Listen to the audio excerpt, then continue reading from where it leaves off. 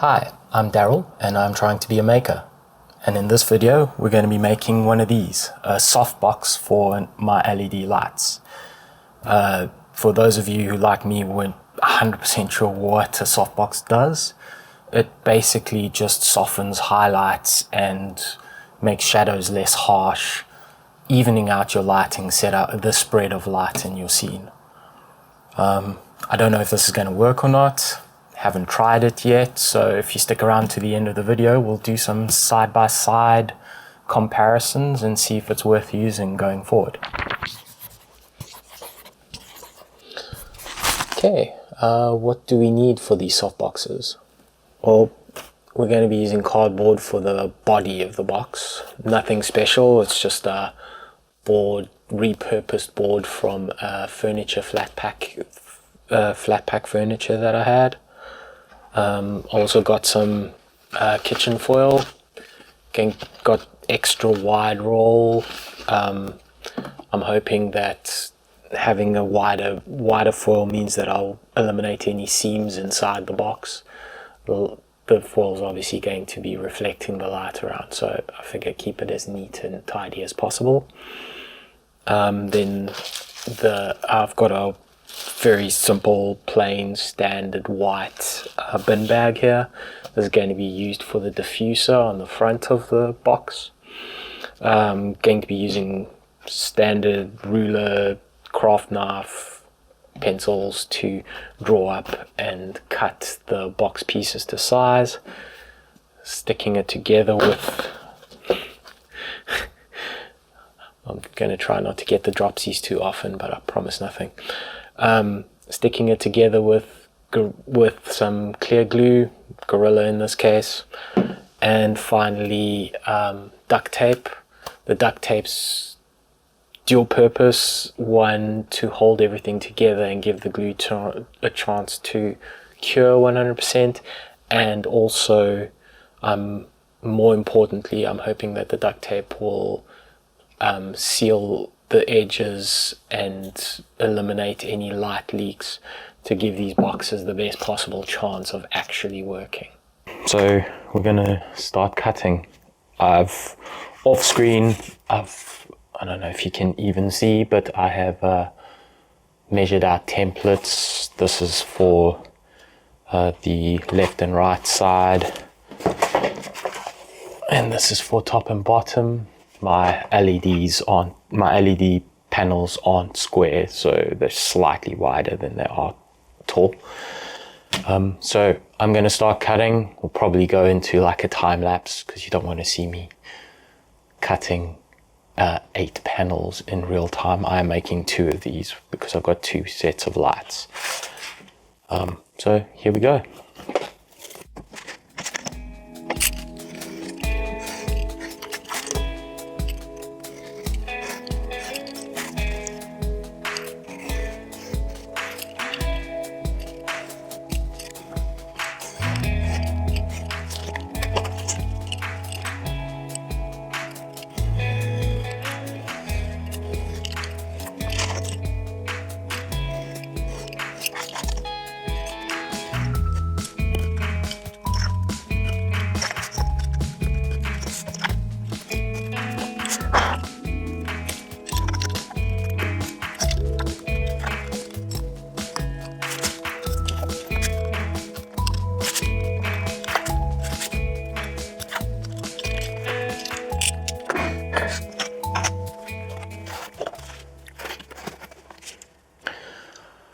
Okay, so that's all the pieces cut out. There's 3 different sizes. So this is the top of the box, the bottom of the box, and then this is the sides, left and right are the same. It's got tabs on it for gluing. You can probably see better this way. Tabs on it to glue it down to the other sides. So next we'll be scoring the folds, the tab folds, and then also getting the getting the tin foil onto these and moving on. See you then. I'm using one of these little sculpting tools for the scoring. This little ball tool just means that you get a nice score without cutting, hopefully. I haven't actually done this before. I used to use the back of a butter knife, but I figured these should work really well.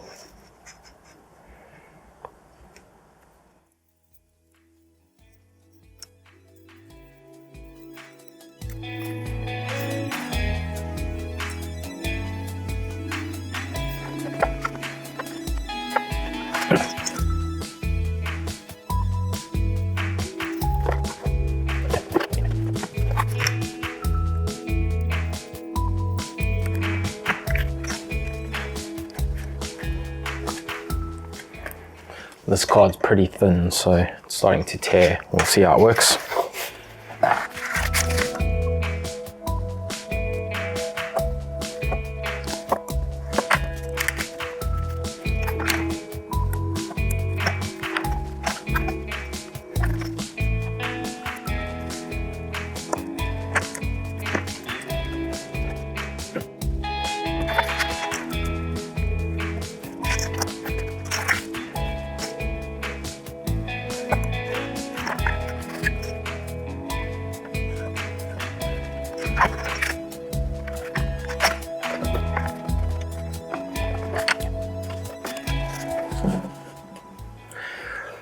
Okay, that's all of the panels pre-folded. I'm gonna now figure out how I'm gonna do the gluing.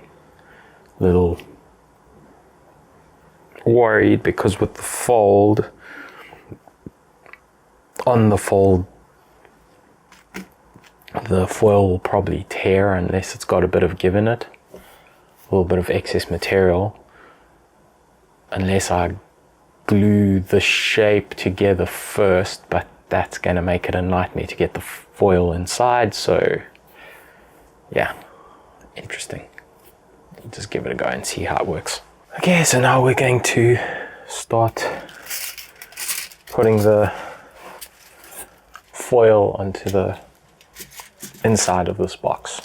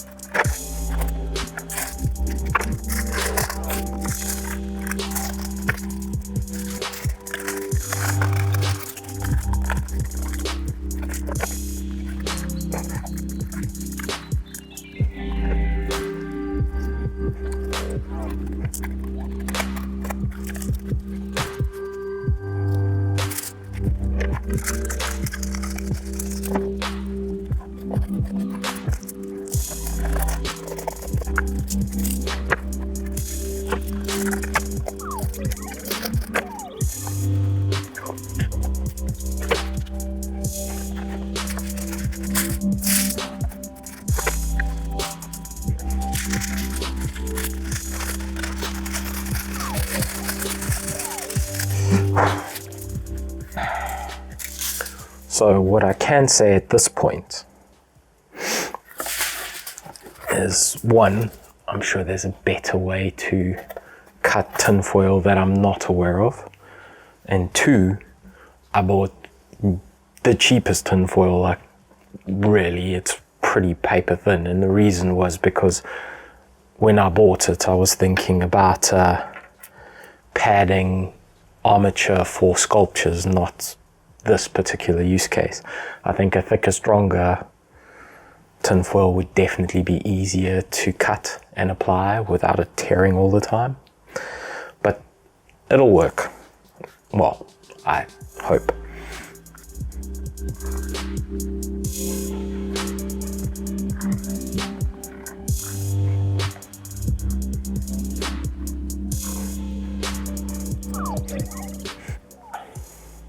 As for the choice of glue, I went for a multi-surface glue. Once again, I do wonder whether spray glue would have worked better for an even coat, but at the same time, I don't know if you get spray glues that will bond tinfoil / metal. And also, it's quite a small environment. I don't know, back the last time I used spray glue, which was a long while ago, it was considered fairly toxic. Not something to just casually spray all over the place.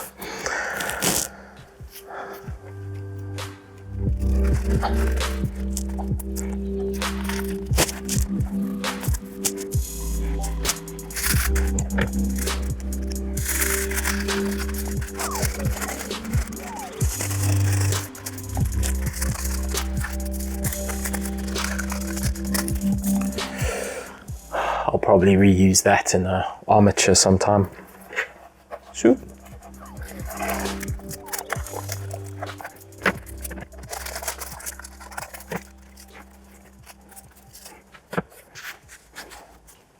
Okay, the battery died on my phone, so on my camera, so I'm not sure how much of the last section was missed out. I don't think too much. I basically just carried on covering these panels with foil. These are nice and clean.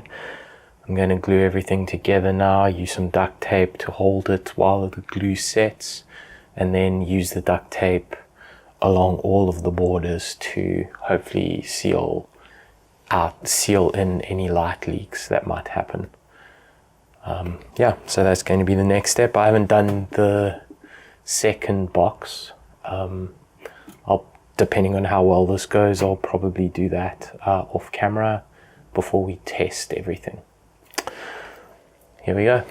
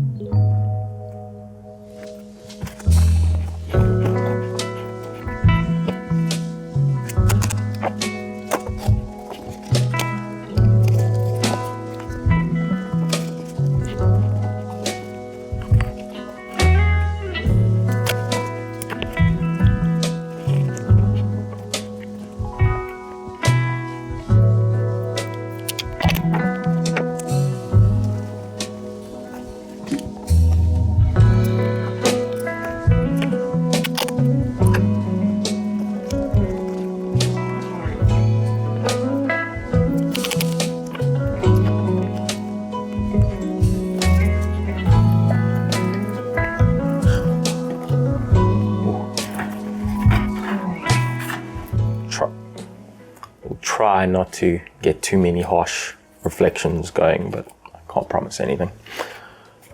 Okay.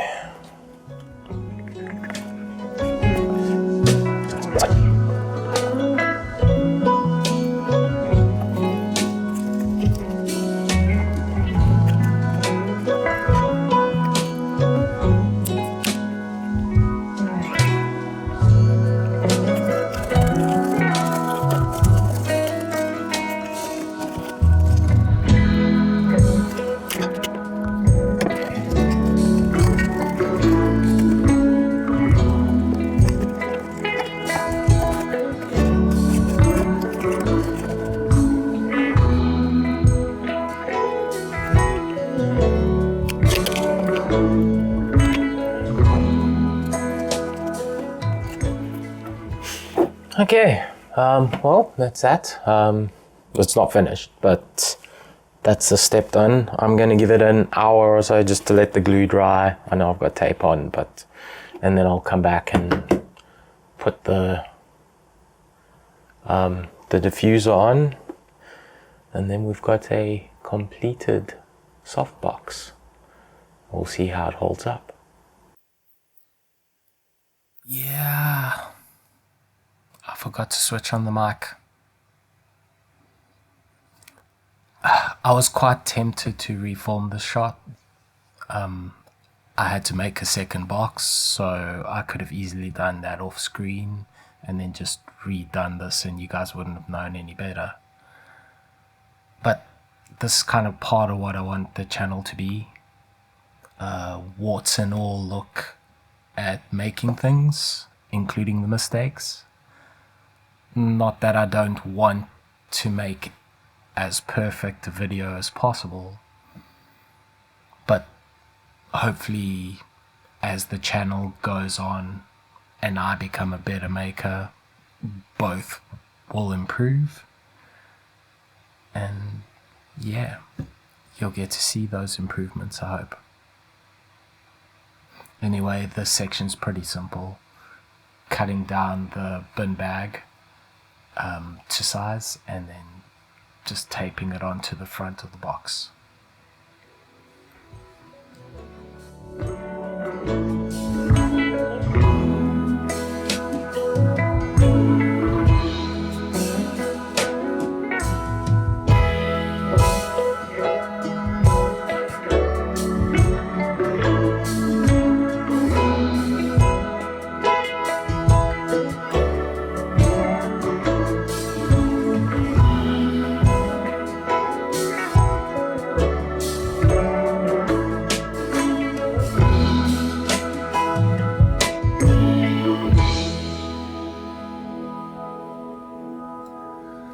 Look at that happy, dopey face.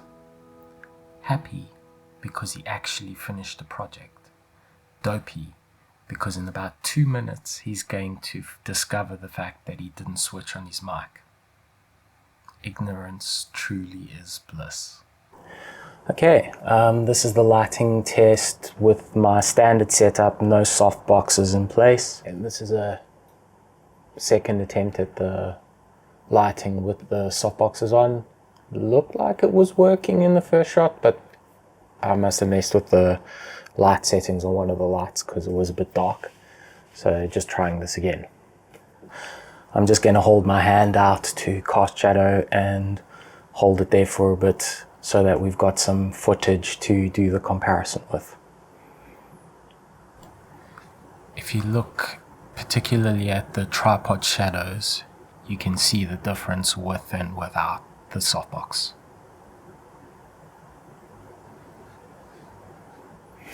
That should do it. Well, that brings us to a slightly surprising conclusion, which is that the softboxes work. I was skeptical, considering the fact that it's bin liner, cardboard and duct tape. But yeah, I guess I'll be using them in my setup going forward, for as long as they hold together, that is.